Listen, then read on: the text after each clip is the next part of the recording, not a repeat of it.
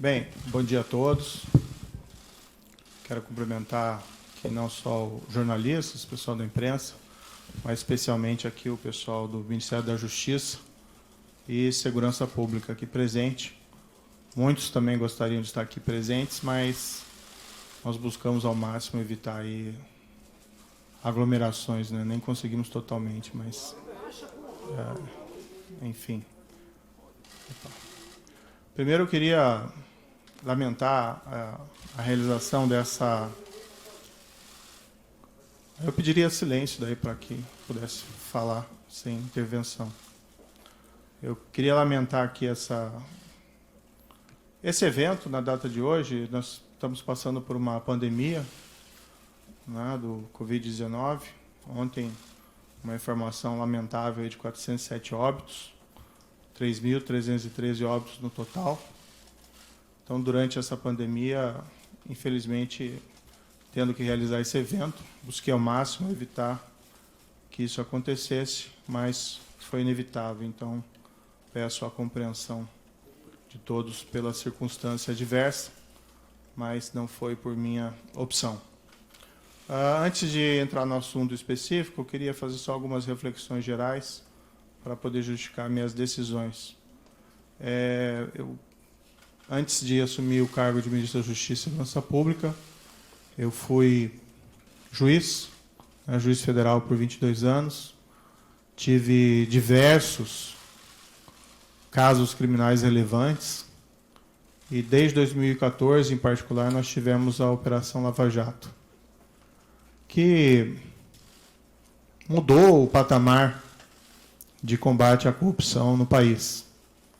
É claro que existe muito ainda a ser feito, mas aquela grande corrupção, que em geral era impune, esse cenário foi modificado.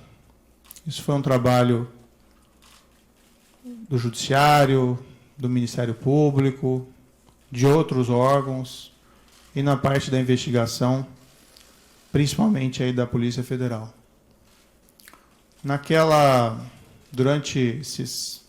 Desde 2014, né, na Lava Jato, a gente sempre tinha uma preocupação constante de uma interferência do Executivo nos trabalhos da investigação.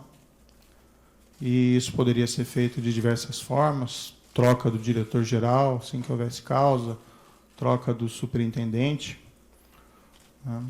Tivemos, no início da Lava Jato, o superintendente Rosalvo Ferreira, que convidei aqui para o Ministério, fazendo um grande trabalho.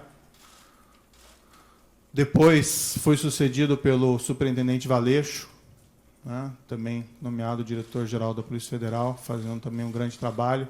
Houve essa substituição, mas essa substituição na época foi pela aposentadoria, né, do Dr. Rosalvo. E, enfim, foi garantida a autonomia da Polícia Federal, né, durante esses trabalhos lá de investigação.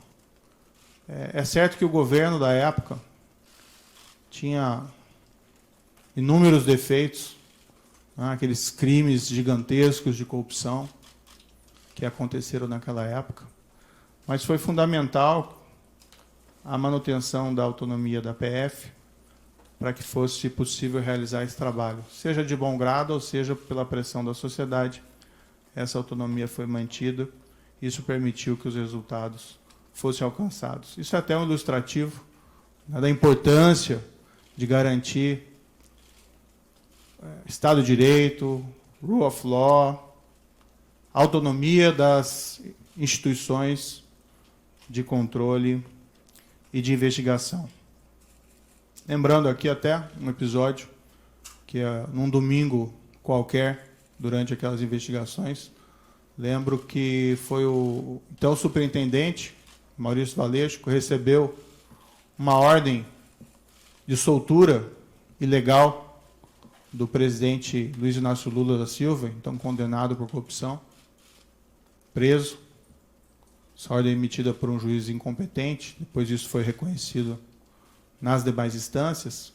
Foi graças à autonomia dele e ao sentimento da necessidade de cumprimento do dever que ele comunicou às autoridades judiciárias e foi possível rever essa ordem de prisão ilegal antes que ela fosse executada, a demonstrar o empenho dessas autoridades e da importância da autonomia das organizações de controle. No final de 2018, isso é uma história um pouco repetida, eu recebi convite do então eleito presidente da República, Jair Bolsonaro, e isso eu já falei publicamente diversas vezes. É fácil repetir essa história, porque essa história é absolutamente verdadeira. E fui convidado a ser ministro da Justiça e da Segurança Pública. O que foi conversado com o presidente, lembro, foi no 1º de novembro, foi que nós teríamos um compromisso com o combate à corrupção, crime organizado e a criminalidade violenta. Inclusive, foi me prometido, na ocasião, carta branca para nomear todos os assessores, inclusive desses órgãos, né, policiais, como a Polícia Rodoviária Federal e a própria Polícia Federal. Na ocasião, né, até aproveitando aqui um breve parênteses para desmistificar um dado, foi divulgado equivocadamente por algumas pessoas que eu teria estabelecido como condição para assumir o Ministério da Justiça uma nomeação ao Supremo Tribunal Federal. Nunca houve essa condição. Tá? Até porque seria algo de aceitar um cargo de ministro da Justiça pensando em outro. Isso não é da minha natureza. Eu realmente assumi esse cargo, fui criticado, entendo essas críticas, né, mas a ideia era realmente buscar, num nível de formulador de políticas públicas, aqui numa alta posição do Executivo, de aprofundar o combate à corrupção e levar, né, esse maior efetividade em relação também à criminalidade violenta e ao crime organizado. Tem uma única condição que eu coloquei, não ia revelar, mas agora isso acho que não faz mais sentido, manter o segredo. Isso pode ser confirmado tanto pelo presidente como o general Heleno. Eu disse que, como eu estava abandonando 22 anos da magistratura, contribuí 22 anos para a Previdência e perdia, né, saindo da magistratura, essa Previdência. Pedi apenas, já que nós íamos ser firmes contra a criminalidade, especialmente a criminalidade organizada, que é muito poderosa, que se algo me acontecesse, né, pedi que a minha família não ficasse desamparada sem uma pensão. Foi a única condição que eu coloquei para assumir essa posição específica no Ministério da Justiça. Permito-me aqui dizer que o presidente concordou com esse compromisso, nem foi uma condição, o combate à corrupção, criminalidade violenta, criminalidade organizada. Né? Falou até publicamente que me daria a carta branca. Eu já tinha uma expertise por trabalhar, né, com polícia, como juiz, evidentemente, em relação à criminalidade organizada, e aceitei, mais uma vez, com aquele intento de realmente fazer com que as coisas evoluíssem. E minha avaliação na época é que essa aceitação ao convite foi muito bem acolhida pela sociedade. Né? Também me via como estando no governo, como um também garantidor. Né? Claro que existem outras instituições importantes, Judiciário, Supremo Tribunal Federal, Ministério Público, mas entendi que pelo meu passado de juiz e meu compromisso com o Estado de Direito, que eu também poderia ser aí um garantidor, né, da lei e da imparcialidade e autonomia dessas instituições. Dentro do Ministério, me permito aqui algumas reflexões, a palavra mote tem sido integração. Né? Nós atuamos muito próximos das forças de segurança estaduais, até mesmo municipais. Nós realmente trabalhamos duro contra a criminalidade organizada. Ouso aqui dizer, claro que tudo isso é sujeito a críticas e segundas opiniões, mas que não houve um combate tão efetivo à criminalidade organizada como houve durante essa gestão do Ministério da Justiça e Segurança Pública, trabalhando não contra, mas com os governos estaduais. Tivemos o caso, por exemplo, da transferência e isolamento das lideranças do PCC. Tivemos, recentemente, a prisão do maior autoridade do PCC em liberdade, 20 anos foragido, no exterior, graças a um trabalho de investigação eficiente da Polícia Federal. Tivemos recorde de apreensão de drogas no combate ao crime organizado. Isso é importante, tirar droga das ruas, cocaína, maconha. Isso feito pela Polícia Federal, isso feito pela Polícia Rodoviária Federal, também um belíssimo trabalho aqui desenvolvido, pela Força Nacional nos locais em que ela atuou. Tivemos aí recorde de destruição de plantações de maconha no Paraguai, que é o nosso principal fornecedor. Números expressivos de apreensão de produto do crime, seja de droga, seja de corrupção, principalmente aí no caso pela Polícia Federal. Buscamos fortalecer a Polícia Federal e a Polícia Rodoviária Federal nesse período, com ampliação dos concursos existentes. Pregamos aí maciçamente a Força Nacional em todo o território nacional. A Força Nacional é uma instituição que, a meu ver, deveria ser fortalecida. Nós estamos lá defendendo no Congresso Nacional uma emenda à Constituição para tornar ela uma instituição prevista ali na Constituição, para que nós possamos ter, com o tempo, também um corpo próprio, sem prejuízo dos mobilizados, sem prejuízo dos requisitados do Estado, que nós queremos fortalecê-la. Ela tem sido muito demandada e, às vezes, nós sentimos que nós não temos aí a perna suficiente. E ela atendeu diversas emergências de segurança pública nesse período, lá no Ceará, por mais de uma vez, espalhadas aí em terras indígenas. Enfim, no nosso projeto Em Frente Brasil. Nós criamos o CIOP, Secretaria de Operações Integradas, até nessa linha de fortalecer a integração. A CIOP desenvolveu um programa chamado Horus e Vigia, que é talvez um dos primeiros programas realmente efetivos aí para controle de fronteiras no nosso país, e trabalha em conjunto com as forças de segurança estaduais. Investimos em inteligência com os centros de fusão, saímos trabalhando também em outras áreas.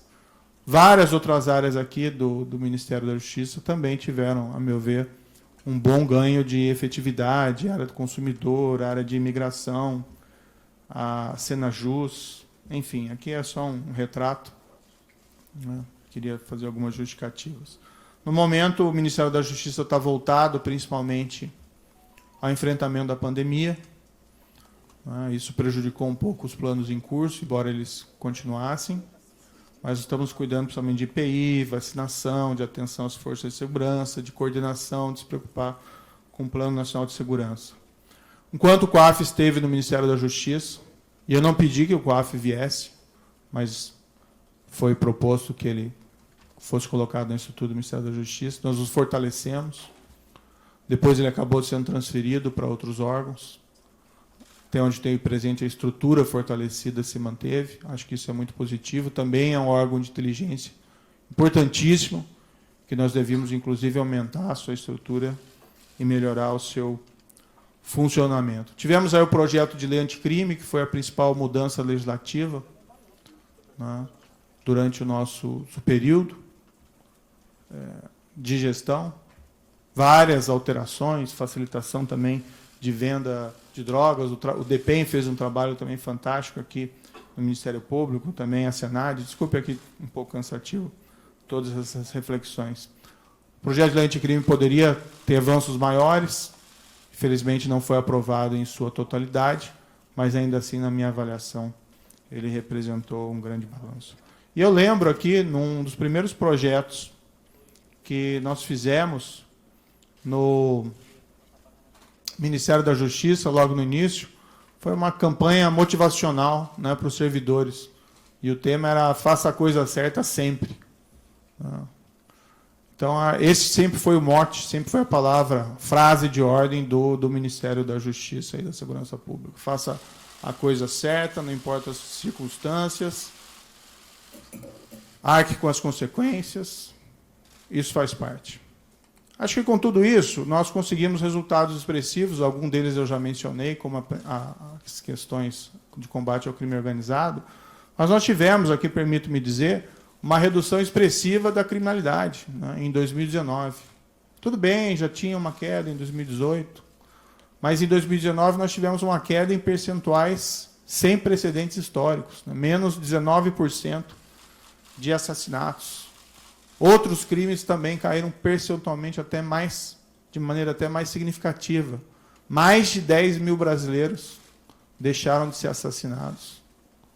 Claro, né, é um resultado compartilhado com os estados, com os municípios, onde tem combate à violência, ninguém tem dúvida disso, ninguém quer invocar esse mérito específico de maneira exclusiva, até porque a proposta do Ministério da Justiça sempre foi integração. Não importa o resultado, não quem leva a medalha no final. Mas é muito significativo, isso me deixa muito feliz, que nesse primeiro ano nós tivemos resultados assim tão positivos para a queda de violência, que era uma grande aspiração da população brasileira. Claro que temos ainda que melhorar muito esse cenário, mas, enfim, isso é um trabalho que é permanente e duradouro.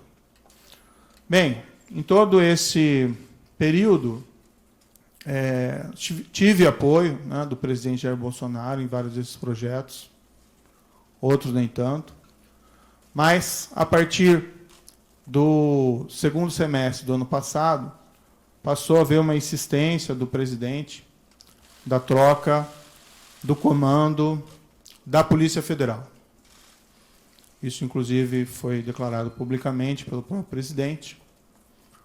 Houve primeiro um desejo de trocar um superintendente da Polícia Federal do Rio de Janeiro. Sinceramente, não havia nenhum motivo para essa substituição. Mas, conversando com o superintendente em questão, ele queria sair do cargo, né, por questões exclusivamente pessoais. Então, nesse cenário, acabamos concordando, eu e o diretor-geral, em promover essa troca, com uma substituição técnica, com uma substituição de um indicado pela polícia. Agora, tem que fazer uma referência bastante rápida, né? Eu não indico superintendentes da Polícia Federal. Tá? A única pessoa que eu indiquei na Polícia Federal foi o diretor, o Maurício Valeixo. Não é meu papel fazer indicações aí de superintendentes. E assim tem sido no Ministério como um todo. Eu sempre tenho solicitado, dado autonomia, né, ao pessoal que trabalha comigo, a palavra certa não é subordinado, é equipe, para que eles façam as melhores escolhas, né? Assim se valoriza aí os subordinados, desculpe, a equipe, e as escolhas técnicas, né? Eu tinha notícia, quando eu assumi aqui o Ministério da Justiça, de que pelo menos havia rumores de que a Polícia Rodoviária Federal tinha algumas superintendências indicações políticas. Eu escolhi o diretor-geral, Adriano Furtado, está aqui presente. Ele pode ser testemunhar o que eu disse para ele na ocasião, que eu falei, escolha tecnicamente. Né? O que não é aceitável de maneira nenhuma são essas indicações políticas. Claro que às vezes existem indicações positivas, mas quando se começa a preencher esses cargos técnicos, principalmente de polícia, por questões político-partidárias, realmente o resultado não é bom para a corporação, inclusive. O presidente, no entanto, passou a insistir também na troca do diretor-geral. O que eu sempre disse ao presidente? Presidente, eu não tenho nenhum problema em trocar o diretor-geral da Polícia Federal, mas eu preciso de uma causa. E uma causa normalmente relacionada a uma insuficiência de desempenho, um erro grave. E, no entanto, o que eu vi, né, durante todo esse período, e até pelo histórico do próprio diretor-geral, que é um trabalho bem feito. Né? Várias dessas operações importantes, combate ao crime organizado, operações também de combate à corrupção que foram relevantes, poderiam ter até mais operações, né? Mas normalmente essas operações elas maturam durante algum tempo. E ano passado, em particular, nós ficamos aí 4 meses sem poder movimentar inquéritos envolvendo lavagem de dinheiro, né, por uma decisão judicial. Isso também prejudicou um pouco os trabalhos. Mas o trabalho vinha sendo feito e até a queda dessas estatísticas criminais é um indicador relevante de que o trabalho estava sendo positivo.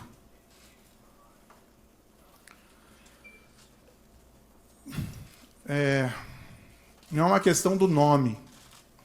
Né? Tem outros bons nomes para assumir o cargo de diretor da Polícia Federal. Né? Há outros delegados igualmente competentes. O grande problema de realizar essa troca, primeiro, haveria uma violação de uma promessa que me foi feita inicialmente, que eu teria carta branca. Em segundo lugar, não haveria uma causa para essa substituição. E estaria claro que estaria havendo ali uma interferência política na Polícia Federal, o que gera um abalo na credibilidade. Não minha, mas minha também, mas também do governo, desse compromisso maior que nós temos que ter com a lei, com o rule of law, e ia ter impacto também, na minha opinião, na própria efetividade da Polícia Federal. Ia gerar uma desorganização. Não aconteceu durante a Lava Jato, a despeito de todos os problemas de corrupção dos governos anteriores. Houve até um episódio em que foi nomeado um diretor no passado com o intuito de interferência política e não deu certo, ficou pouco mais de 3 meses. A própria instituição, né, rejeitou essa possibilidade. E o problema é que nas conversas com o presidente, e isso ele me disse expressamente, que não é só troca do diretor-geral. Né? Haveria também a intenção de trocar superintendentes, novamente o superintendente do Rio de Janeiro. Outros superintendentes provavelmente viriam em seguida, a superintendente da Polícia Federal de Pernambuco, sem que fosse me apresentado uma razão, uma causa para realizar esses tipos de substituições que fossem aceitáveis. Dialoguei muito tempo com o presidente, busquei postergar essa decisão, às vezes até sinalizando que poderia concordar no futuro, né, com essa possibilidade. E até num primeiro momento pensando, não, de repente pode ser feito, pode ser alterado, mas cada vez mais me veio a sinalização de que seria um grande equívoco realizar essa substituição. Ontem, né, conversei com o presidente, houve essa insistência do presidente. Né, falei ao presidente que seria uma interferência política, ele disse que seria mesmo. Né. Falei que isso teria um impacto para todos, que seria negativo. Mas, para evitar uma crise, né, durante uma pandemia, não tenho vocação aí para carbonário, muito pelo contrário, acho que o momento é inapropriado para isso. Eu sinalizei, então, vamos, né, substituir o Valeixo por alguém que represente a continuidade dos trabalhos, alguém com um perfil absolutamente técnico e que fosse uma sugestão minha também. Na verdade, nem minha, uma sugestão da própria Polícia Federal.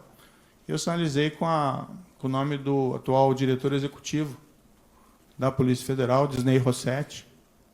Eu nem tenho uma grande familiaridade com Disney Rossetti, mas é uma pessoa de carreira, de confiança, E, como eu disse, essas questões não são pessoais, não são preferências pessoais. São questões que têm que ser decididas tecnicamente. Fiz essa sinalização, mas não obtive resposta.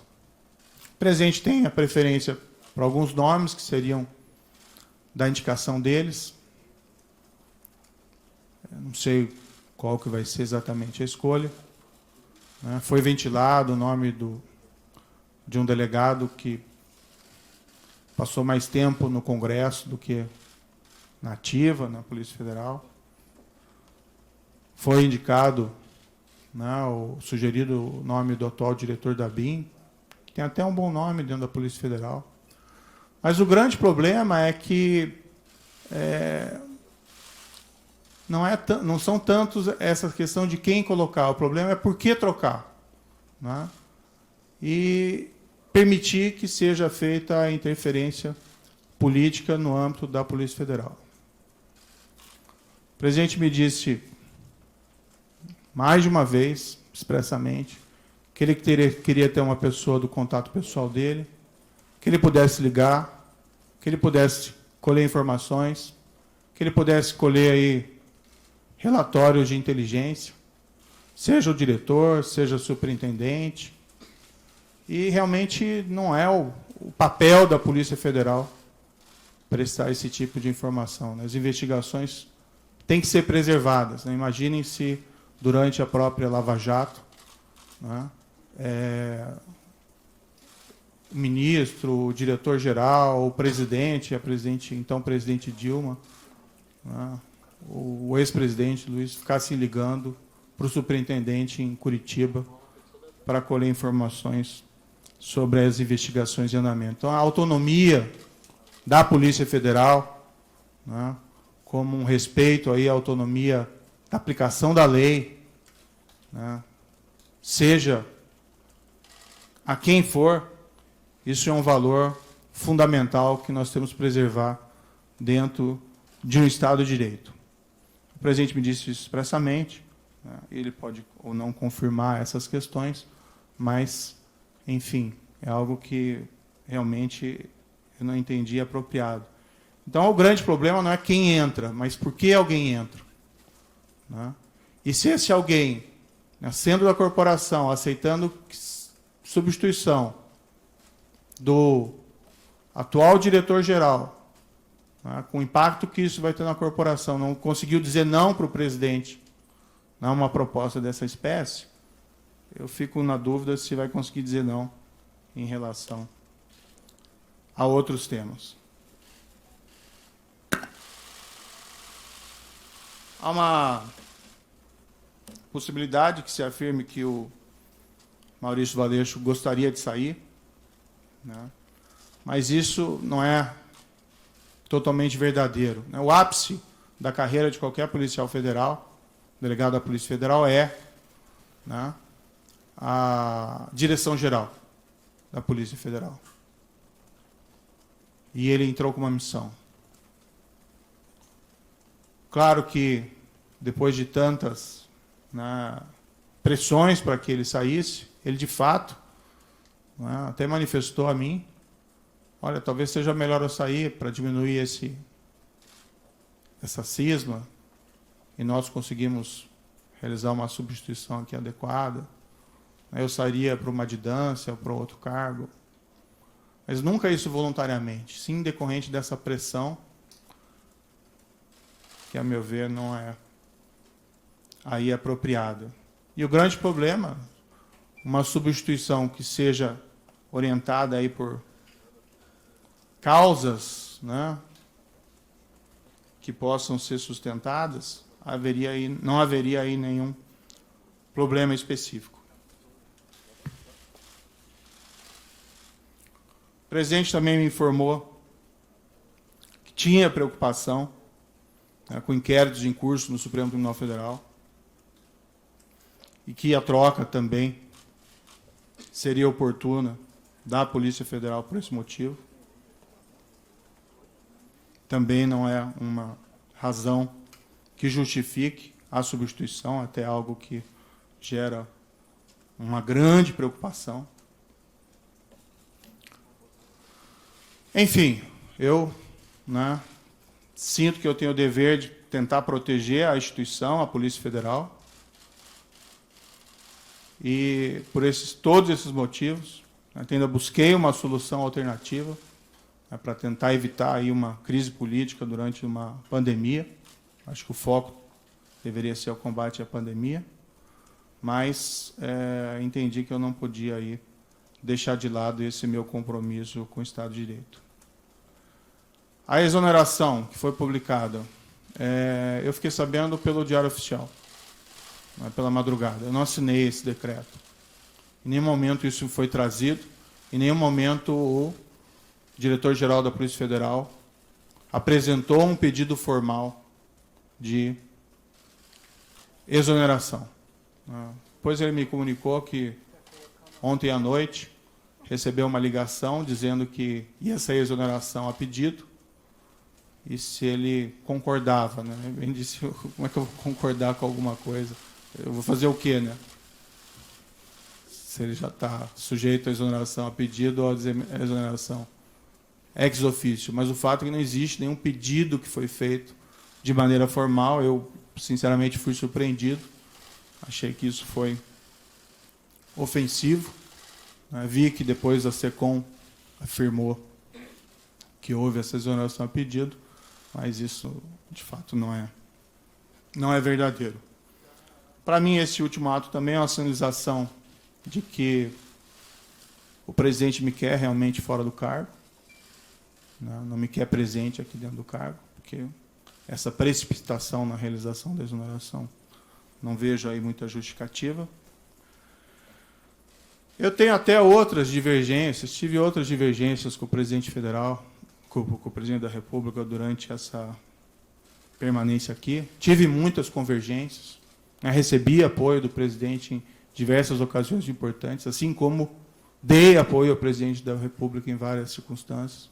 Tive pontuais divergências, mas eu acho que como ministro, né, estou numa relação que eu tenho que preservar também a questão da hierarquia. Mas não vou aqui falar dessas outras divergências, isso fica para uma outra ocasião. De todo modo, meu entendimento foi que eu não tinha como aceitar essa substituição. Há uma questão envolvida também da minha biografia como juiz, de respeito à lei, ao Estado de Direito, à impessoalidade, né, no trato das coisas com o governo. E eu vivenciei isso durante a Lava Jato. Né, seria ali um tiro da Lava Jato se houvesse substituição de delegados, superintendentes naquela ocasião. Então, eu não me senti confortável.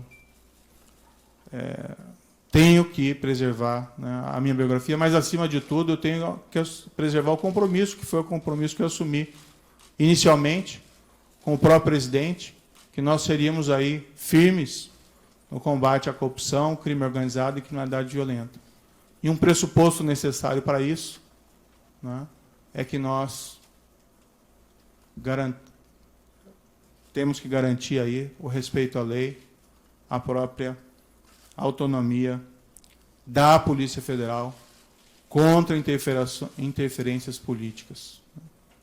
Certo, o presidente indica, ele tem essa competência, ele indica o diretor-geral, mas ele assumiu um compromisso comigo inicial de que seria uma escolha técnica, que eu faria essa escolha, e o trabalho vem sendo realizado.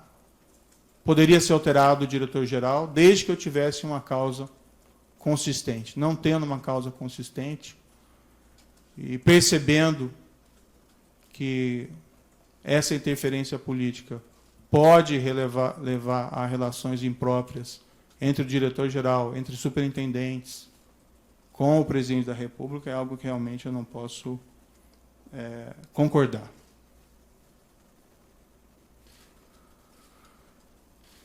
Um pouco sobre o futuro, né?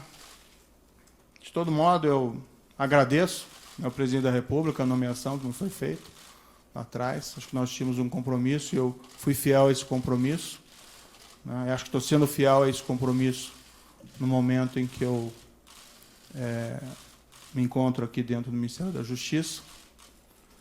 No futuro, né, eu vou começar a empacotar minhas coisas e vou providenciar aqui o meu encaminhamento da minha carta de demissão, né? Eu, infelizmente, não tenho como persistir com o compromisso que assumi sem que eu tenha condições de trabalho, sem que eu tenha condições de preservar a autonomia da Polícia Federal para realizar os seus trabalhos, ou sendo forçado a sinalizar uma concordância com uma interferência política na Polícia Federal, cujos resultados são imprevisíveis. Espero que, independente da minha saída, seja feita a escolha de ou até, né, quem sabe, a própria manutenção do diretor-geral atual, já que o pedido de exoneração não existe, mas não havendo essa possibilidade, que seja feita uma escolha técnica, sem preferências pessoais, né? Que também a instituição, dá para se confiar na Polícia Federal, né? A Polícia Federal tem um histórico, ela vai também resistir a qualquer espécie de interferência política, tenho crença nisso, e que seja indicado alguém que possa realizar um trabalho autônomo, independente, alguém que não concorde, né, em trocar superintendentes ou delegados por motivos não justificados. O meu futuro pessoal, após isso, né, eu abandonei esses 22 anos de magistratura, infelizmente é um caminho sem volta, né, mas quando eu assumi, eu sabia dos riscos, vou descansar um pouco, né. Nesses 22 anos foram muito trabalho, em especial durante todo esse período da Lava Jato, eu praticamente não tive descanso, e nem durante o exercício do cargo de ministro da Justiça e Segurança Pública. Vou procurar, né, mais adiante um emprego, não enriqueci, né, no serviço público, nem como magistrado, nem como ministro. E quero dizer que, independentemente de onde eu esteja, eu sempre vou estar à disposição do país para ajudar, o que quer que seja, se eu puder ajudar nesse período da pandemia com outras atitudes. Mas, enfim, sempre respeitando o mandamento do Ministério da Justiça e Segurança Pública nessa gestão, que é fazer a coisa certa sempre. Muito obrigado.